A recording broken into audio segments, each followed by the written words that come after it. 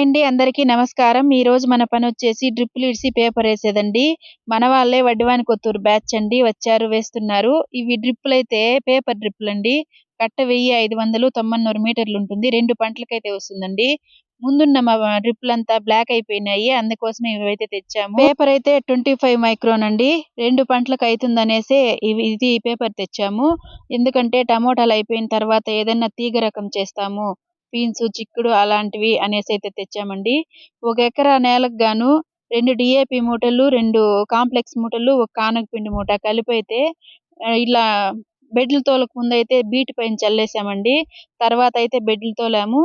బెడ్లు తోలిన తర్వాత డ్రిప్పులు ఇడిసి దానిపైన పేపర్లేసి ఈ రోజైతే హోల్స్ పెట్టేస్తారండి. ఇంకా మల్చింగ్ షీట్ వల్ల చెత్త తవ్వే లేబర్ ఖర్చు అయితే తగ్గుతుందండి. అలాగే ఎండాకాలంలో కొంచెం నీళ్ళు వదిలినా అడ్జస్ట్ అవుతుందండి.